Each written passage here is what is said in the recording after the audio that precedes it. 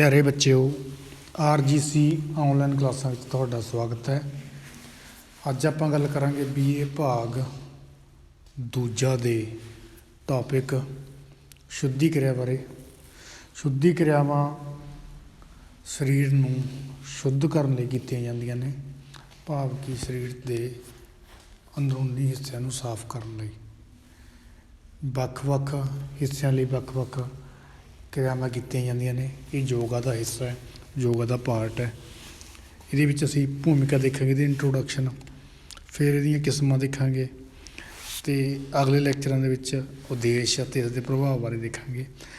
अज दे lecture दे विच सिर्फ असी भूमिका बारे जाणांगे अते कुछ कुछ शुद्धि क्रियावां दी गल करांगे।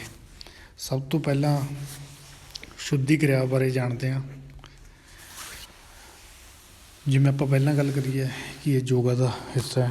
योग विच शुद्धि क्रियावां नूं उन्नी ही महत्ता दित्ती जांदी है जिन्नी कसरतां नूं। जिन्नी महत्ता योगा दे विच कसरतां नूं है, उन्नी ही शुद्धि क्रिया नूं है। इस दा कारण ये है कि नियम पूर्वक कसरत अते शुद्धि क्रिया तो बिना बहुता लाभ प्राप्त नहीं किया जा सकता। शुद्धि क्रियावां विच ਉਹ क्रियावां शामिल ਹਨ ਜਿਨ੍ਹਾਂ ਨਾਲ शरीर ਅਤੇ मन की सफाई ਹੁੰਦੀ ਹੈ। ਇਹਨਾਂ ਨੂੰ षटकर्म भी ਕਹਿੰਦੇ ਹਨ। षटकर्मां ਦੇ ਦੁਆਰਾ ਈੜਾ ਖੱਬੀ ਨਾੜੀ ਅਤੇ ਪਿਗਲਾ ਸੱਜੀ ਨਾੜੀ, ਜੋ ਕਿ ਪ੍ਰਾਣ ਦੀਆਂ ਦੋ ਮੁੱਖ ਨਾੜੀਆਂ ਹਨ, ਉਹਨਾਂ ਦਾ ਸਮਾਨੀਕਰਨ ਸਥਾਪਿਤ ਕੀਤਾ ਜਾਂਦਾ ਹੈ। ਇਸ ਦੇ ਸਿੱਟੇ ਵਜੋਂ ਸਰੀਰਕ ਅਤੇ ਮਾਨਸਿਕ ਸ਼ੁੱਧੀ ਅਤੇ ਸੰਤੁਲਨ ਪ੍ਰਾਪਤ ਹੁੰਦਾ ਹੈ। षटकर्मां ਦੁਆਰਾ ਵਾਤ, ਪਿੱਤ ਅਤੇ ਕਫ ਦਾ ਸੰਤੁਲਨ ਕੀਤਾ ਜਾਂਦਾ ਹੈ। ਇਹ ਤਿੰਨ ਵਿਕਾਰ ਸਰੀਰ ਵਿੱਚ ਪੈਦਾ ਹੁੰਦੇ ਹਨ। ਆਯੁਰਵੈਦ ਅਤੇ ਯੋਗ ਦੇ ਅਨੁਸਾਰ ਇਹਨਾਂ ਤਿੰਨ ਵਿਕਾਰਾਂ ਵਿੱਚ ਅਸੰਤੁਲਨ ਹੋਣ 'ਤੇ ਬਿਮਾਰੀਆਂ ਪੈਦਾ ਹੁੰਦੀਆਂ ਹਨ।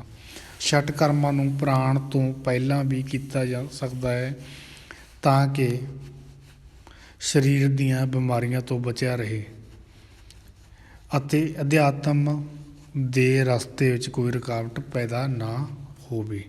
ਅੱਗੇ ਗੱਲ ਕਰਾਂਗੇ ਆਪਾਂ षटकर्मां ਬਾਰੇ। शुद्धि क्रियावां ਦੀਆਂ ਕਿਸਮਾਂ ਦੀ ਗੱਲ ਕਰਾਂਗੇ। ਇੱਕ ਵਾਰ ਫਿਰ ਸੁਣ ਲਓ। ਆਯੁਰਵੈਦ ਅਤੇ ਯੋਗ ਦੇ ਅਨੁਸਾਰ ਇਹਨਾਂ ਤਿੰਨ ਵਿਕਾਰਾਂ ਵਿੱਚ ਅਸੰਤੁਲਨ ਹੋਣ 'ਤੇ ਬਿਮਾਰੀਆਂ ਪੈਦਾ ਹੁੰਦੀਆਂ ਨੇ। ਭਾਵ ਕਿ ਜਦੋਂ ਸਾਡਾ ਵਾਤ, ਪਿੱਤ ਅਤੇ ਕਫ ਦਾ ਸੰਤੁਲਨ ਵਿਗੜਦਾ ਹੈ। षटकर्मां ਨੂੰ ਪ੍ਰਾਣਾਯਾਮ ਤੋਂ ਪਹਿਲਾਂ ਵੀ ਕੀਤਾ ਜਾ ਸਕਦਾ ਹੈ ਤਾਂ ਕਿ ਸਰੀਰ ਬਿਮਾਰੀਆਂ ਤੋਂ ਬਚਿਆ ਰਹੇ ਅਤੇ ਅਧਿਆਤਮ ਦੇ ਰਸਤੇ ਵਿੱਚ ਕੋਈ ਰੁਕਾਵਟ ਪੈਦਾ ਨਾ ਹੋਵੇ। शुद्धि क्रियावां ਦੀਆਂ ਕਿਸਮਾਂ, ਟਾਈਪਸ ਆਫ ਕਲੀਨਿੰਗ ਪ੍ਰੋਸੈਸ। शुद्धि क्रियावां ਦੀਆਂ ਕਿਸਮਾਂ ਬਾਰੇ ਗੱਲ ਕਰਦੇ ਹਾਂ ਆਪਾਂ। ਮੁੱਖ ਰੂਪ ਵਿੱਚ शुद्धि क्रियावां ਦੀਆਂ ਹੇਠ ਲਿਖੀਆਂ ਕਿਸਮਾਂ ਨੇ। ਸਭ ਤੋਂ ਪਹਿਲਾਂ षटकर्म। ਇਹ ਉਹ क्रियावां ਹਨ ਜਿਨ੍ਹਾਂ ਨਾਲ ਸਰੀਰ ਨੂੰ ਸਾਫ਼ ਰੱਖਿਆ ਜਾ ਸਕਦਾ ਹੈ, ਜਿਵੇਂ ਧੋਤੀ, ਵਸਤੀ, ਨੇਤੀ, ਨੌਲੀ, ਤਰਾਟਕ ਅਤੇ ਕਪਾਲ ਭਾਤੀ। ਇਹਨਾਂ ਵਿੱਚੋਂ ਕੁਛ ਕੁ ਬਾਰੇ ਆਪਾਂ ਅੱਜ ਗੱਲ ਕਰਦੇ ਹਾਂ ਅੱਜ ਵਾਲੇ ਲੈਕਚਰ ਦੇ ਵਿੱਚ। ਸਭ ਤੋਂ ਪਹਿਲਾਂ ਨੌਲੀ ਕਿਰਿਆ ਬਾਰੇ ਜਾਣਾਂਗੇ। ਨੌਲੀ ਕਿਰਿਆ ਦਾ ਚਿੱਤਰ ਦੇਖੋ ਤੁਸੀਂ, ਵਿਅਕਤੀ ਕਰ ਰਿਹਾ ਚਿੱਤਰ ਦੇ ਵਿੱਚ। ਨੌਲੀ ਕਿਰਿਆ ਦੀ ਵਿਧੀ ਦੇਖਦੇ ਆਪਾਂ।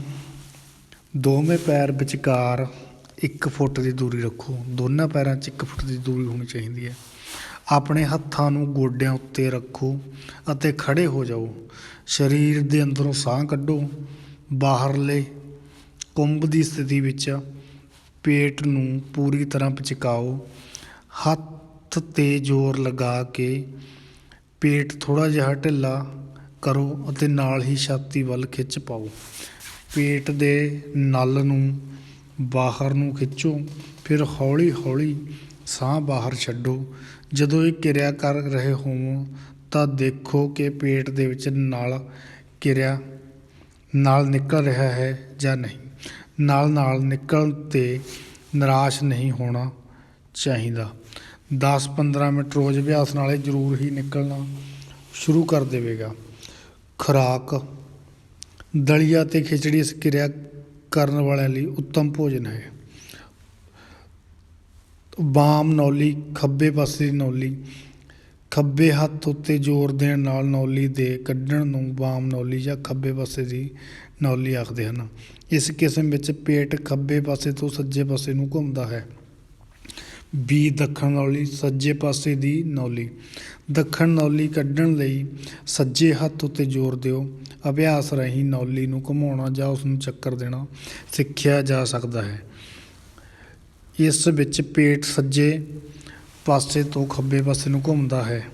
ਨੌਲੀ ਕਰਮ ਵਿੱਚ ਪੂਰੀ ਕਿਰਿਆ ਵਿੱਚ ਅਭਿਆਸੀ ਬਹੁਤ ਤੇਜ਼ ਜਲ ਦੇ ਭੰਵਰ ਵਾਂਗ ਪੇਟ ਨੂੰ ਸੱਜੇ ਪਾਸੇ 3.5 ਚੱਕਰ ਅਤੇ ਖੱਬੇ ਪਾਸੇ 3.5 ਚੱਕਰ ਘੁਮਾਉਂਦਾ ਹੈ। ਮੱਧਮ ਨੌਲੀ ਮਿਡਲ ਨੌਲੀ ਸਵਾਸ ਪੂਰੀ ਤਰ੍ਹਾਂ ਕੱਢਣ ਲਈ ਪੇਟ ਦੀਆਂ ਮਾਸਪੇਸ਼ੀਆਂ ਨੂੰ ਸਿਕੋੜ ਕੇ ਉਡਾਇਨ ਬੰਦ ਲਗਾਓ। ਇਹਨਾਂ ਸਵਾਸ ਲਈ ਹੀ ਸਿਰ ਨੂੰ ਅੱਗੇ ਝੁਕਾ ਕੇ ਪੇਟ ਨੂੰ ਅੰਦਰ ਖਿੱਚ ਲਵੋ। ਕੋਸ਼ਿਸ਼ ਕਰੋ ਕਿ ਪੇਟ ਦੀਆਂ ਸਾਰੀਆਂ ਮਾਸਪੇਸ਼ੀਆਂ ਪੇਟ ਸਦੇ ਵਿੱਚ ਆ ਜਾਣ ਜਿਵੇਂ ਕਿ ਚਿੱਤਰ ਵਿੱਚ ਹੈ। ਲਾਭ ਭੁੱਖ ਜ਼ਿਆਦਾ ਲੱਗਦੀ ਹੈ। ਖਾਧਾ ਹੋਇਆ ਭੋਜਨ ਪਚਦਾ ਹੈ। ਬਾਤ ਪਿੱਤ ਅਤੇ ਕਫ ਸੁੱਕ ਜਾਂਦੇ ਹਨ ਅਤੇ ਇਹਨਾਂ ਨਾਲ ਸੰਬੰਧਿਤ ਰੋਗ ਦੂਰ ਹੋ ਜਾਂਦੇ ਹਨ। ਹਠ ਯੋਗ ਵਿੱਚ ਇਹ ਸਭ ਤੋਂ ਮੁੱਖ ਕਿਰਿਆਵਾਂ ਲਈ ਬਹੁਤ ਜ਼ਰੂਰੀ ਹੈ। ਬਜਹੌਲੀ ਧੋਤੀ ਬਸਤੀ ਕਰਮ ਕੁਜਲ ਸੰਖ ਪ੍ਰਕਾਸ਼ਨ ਨਾਲ। ਅੱਗੇ ਆਪਾਂ ਗੱਲ ਕਰਦੇ ਹਾਂ ਕਪਾਲ ਭਾਤੀ ਦੀ। ਅੱਗੇ ਗੱਲ ਕਰਦੇ ਹਾਂ ਆਪਾਂ ਕਪਾਲ ਭਾਤੀ। ਕਪਾਲ ਭਾਤੀ ਵੀ ਇੱਕ ਸ਼ੁੱਧੀ ਕਿਰਿਆ। ਕਪਾਲ ਭਾਤੀ ਦੋ ਸ਼ਬਦਾਂ ਦੇ ਮਿਸ਼ਰਨ ਨਾਲ ਬਣਿਆ ਕਪਾਲ ਅਤੇ ਭਾਲ। ਕਪਾਲ ਤੋਂ ਭਾਵ ਖੋਪੜੀ ਸਕਲ ਅਤੇ ਭਾਲ ਤੋਂ ਭਾਵ ਮੱਥਾ ਫੋਰਹੈਡ ਹੈ। ਵਿਧੀ ਇਹਦੀ ਕੀ ਹੈ? ਪਦਮ ਆਸਣ 'ਚ ਬੈਠ ਕੇ ਹੱਥਾਂ ਨੂੰ ਗੋਡਿਆਂ ਉੱਤੇ ਰੱਖੋ। ਫਿਰ ਲੁਹਾਰ ਦੀ ਧੌਂਕਣੀ ਵਾਂਗ ਤੇਜ਼ੀ ਨਾਲ ਪੂਰਕ ਅਤੇ ਰੇਚਕ ਕਰੋ, ਭਾਵ ਕਿ ਸਾਹ ਖਿੱਚੋ ਅਤੇ ਛੱਡੋ। ਇਹ ਅਭਿਆਸ ਬਹੁਤ ਤੇਜ਼ੀ ਨਾਲ ਕਰਨਾ ਚਾਹੀਦਾ ਹੈ। ਇਸ ਵਿੱਚ ਕੁੰਭਕ ਨਹੀਂ ਹੁੰਦਾ, ਭਾਵ ਕਿ ਸਾਹ ਨੂੰ ਅੰਦਰ ਨਹੀਂ ਰੱਖਿਆ ਜਾਂਦਾ। ਕੁੰਭਕ ਹੁੰਦਾ ਸਾਹ ਨੂੰ ਅੰਦਰ ਰੱਖਣਾ ਥੋੜ੍ਹੇ ਟਾਈਮ ਲਈ, ਅਤੇ ਰੇਚਕ ਦਾ ਜ਼ਿਆਦਾ ਮਹੱਤਵ ਹੁੰਦਾ ਹੈ, ਛੱਡਣ ਦਾ, ਖਿੱਚਣ ਦਾ। ਸਵਾਸ ਕਿਰਿਆ ਬਹੁਤ ਤੇਜ਼ੀ ਚੱਲਦੀ ਹੈ। ਸਵਾਸ ਕਿਰਿਆ ਬਹੁਤ ਤੇਜ਼ ਚੱਲਦੀ ਹੈ ਅਤੇ ਤੇਜ਼ੀ ਨਾਲ ਇੱਕ ਇੱਕ ਕਰਕੇ ਸਵਾਸ ਬਾਹਰ ਨਿਕਲਦਾ ਹੈ, ਭਾਵ ਕਿ ਤੇਜ਼ੀ ਨਾਲ ਸਾਹ ਖਿੱਚਣਾ ਅਤੇ ਤੇਜ਼ੀ ਨਾਲ ਸਾਹ ਛੱਡਣਾ। ਜਿਵੇਂ ਕਿ ਡਾਇਗਰਾਮ ਦੇ ਵਿੱਚ ਦੱਸਿਆ ਗਿਆ, ਇਸ ਤਰ੍ਹਾਂ ਬੈਠ ਜਾਣਾ ਅਤੇ ਖਿੜੇ ਮੱਥੇ ਖੁਸ਼ੀ ਖੁਸ਼ੀ ਇਹ ਕਰਨਾ ਆਸਣ। ਅੱਗੇ ਆ ਗਈ ਜਲ ਨੀਤੀ। ਜਲ ਨੀਤੀ ਜਲ ਨਾਲ ਸੰਬੰਧਿਤ ਹੈ।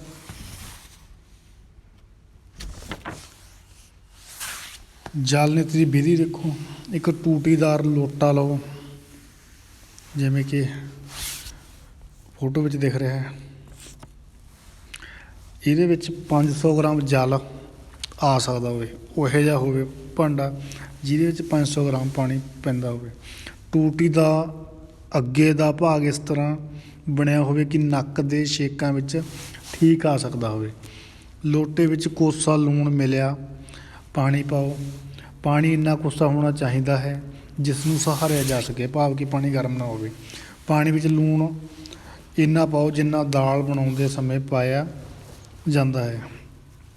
ਕਾਗਾਸਣ ਵਿੱਚ ਬੈਠ ਜਾਓ। ਕਾਗਾਸਣ ਵਿੱਚ ਬੈਠ ਜਾਓ।